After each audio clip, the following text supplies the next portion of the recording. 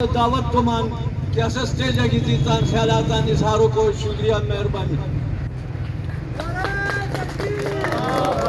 پاکستان زندہ باد مثلا جوکار زندہ باد الحاج حسین صاحب زندہ باد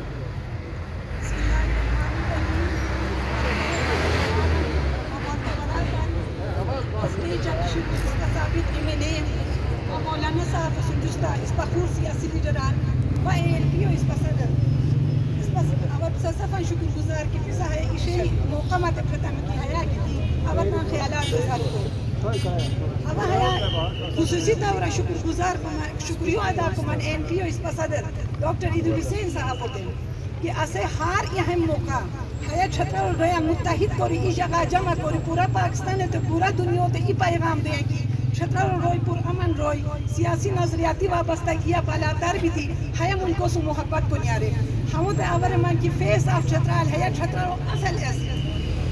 تصویر اب ہموں تے خراج تحسین پیش کمان ہنی سے نوا پیسا زیاد ٹائم انو گنی یا پر جو اپک لودک مشکیمان مگر اردو لودک مشکیمان تاکہ پورا دنیا تے پاکستان تے احواج پاکستان تے میسیج بغار کی کہ چھترال حال بیرو ہمی روئی تان ملکوں سے تان فوجوں سے اندوری محبت کو نیارے یہ قصہ شروع ہوتا ہے ہندوستان کے حملے سے پاکستان ریاست بطور ریاست اور حکومت پاکستان احواج پاکستان کی تاریخ رہی ہے کہ انہوں نے کبھی بھی جاریت نہیں کی انہوں نے کبھی بھی دوسرے ملک پہ حملہ نہیں کیا لیکن جب اس کے اوپر جنگ مسلط کی گئی تو احواج پاکستان نے حکومت پاکستان نے ہمیشہ ڈٹ کر مقابلہ کیا اور فتح ان کے نصیب میں آئی بالکل اسی طرح جب ہندوستان نے حملہ کیا تھا تو پاکستانی حکومت نے صبر کا مظاہرہ کیا احواج پاکستان نے صبر کا مظاہرہ کیا لیکن اور بار بار ان کو یہ میسیج دیتے رہے کہ پلوامہ میں جو کچھ ہوا ہے اس کی تحقیقات کریں گے مگر افسوس انڈیا کو ایسا لگا کہ ایک دیوانے نے یہ کہا تھا کہ ہمارے پاس جنگ کرنے کے لیے وسائل نہیں ہیں ہماری معیشت اتنی مضبوط نہیں ہے وہ اسی سوچ میں آگے بڑھ گیا اور اس نے جب حملہ کر دیا تو اگلے دن DGISPR جنرل ارشد شریف نے یہ کہا کہ جب پاکستان جواب دے گا تو دنیا دیکھے گی اور پھر دنیا نے دیکھ لیا کہ کس طرح ہم نے ہندوستان کو بدترین شکست سے دوچار کر دیا اس کے بعد جو بلندیاں جو عزتیں ہمارے نصیب میں آئیں وہ ان کے لسٹیں گوانا ایسا ہی ہے جیسے سورج کو چراغ دکھانا میرے بھائیوں افغانستان ہمارا برادر اسلامی ملک ہے ہجرت مدینہ کے بعد اگر اسلامی تاریخ کی سب سے بڑی ہجرت ہوئی تھی تو روس کے یلغار کے بعد ہمارے افغانی بھائیوں کی ہوئی تھی 40 لاکھ افغانی اس ملک میں آ کر آ بسے اس ملک کی معیشت اس وقت کمزور تھی لیکن ہم نے اپنے دین اسلام پر عمل کرتے ہوئے حضور صلی اللہ علیہ وآلہ وسلم کے مساوات کے اصولوں پر عمل کرتے ہوئے اپنے افغانی بھائیوں کو خوش آمدید کہا ہماری طرف سے ان کی عزتیں ان کی جان ان کے مالوں کو کبھی بھی کوئی نقصان نہیں پہنچا البتہ افغانیوں کی طرف سے کلاشنکوف کلچر ضرور اس ملک میں آیا دہشت گردی ضرور اس ملک میں آ گئی اس بار بھی جب ہمارے برادر اسلامی ملک کے حکمرانوں نے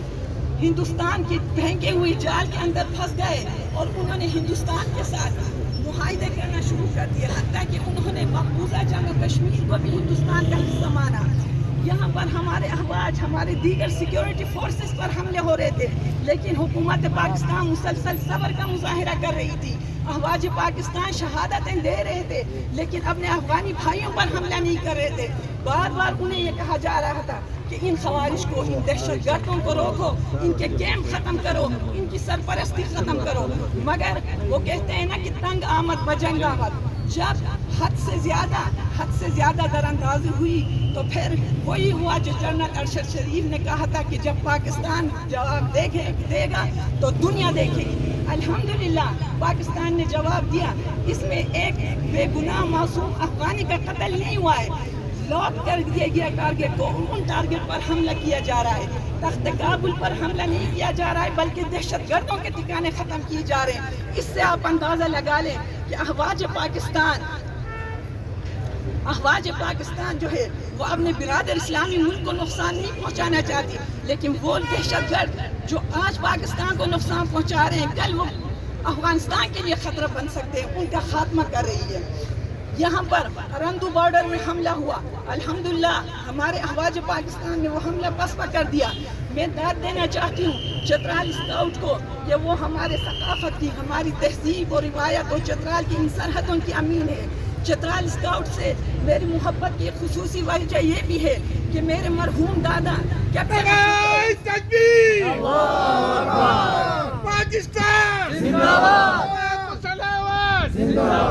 اسمبلی کا ممبر بیٹی زندہ باد. میرے مرحوم دادا کیپٹن عبدالرؤف چترال اسکاؤٹ کے پہلے کیپٹن تھے اور آزاد کشمیر گلگت بلتستان کی جنگ میں یہاں سے جو دستہ گیا تھا وہ اس دستے میں شامل تھے. اس لیے مجھے چترال اسکاؤٹ سے محبت ہے, اس کے غیور جوانوں سے محبت ہے. میرے بھائیوں, میرے بزرگوں, میں آپ کا زیادہ وقت نہیں لوں گی, لیکن یہاں آ کے ہم اکٹھے ہوئے ہیں تو ایک میسج افواج پاکستان کو دینا چاہتے ہیں کہ چترال کے یہ پرامن لوگ,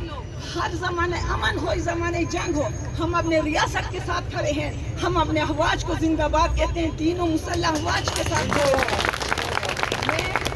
میں اپنی تقریر کا اختتام وزیر اعظم شہباز شریف کے ان الفاظ سے کرنا چاہتی ہوں کہ انہوں نے کہا تھا کہ پاکستان اپنی تصفیہ طلب مسائل کا حل بات چیت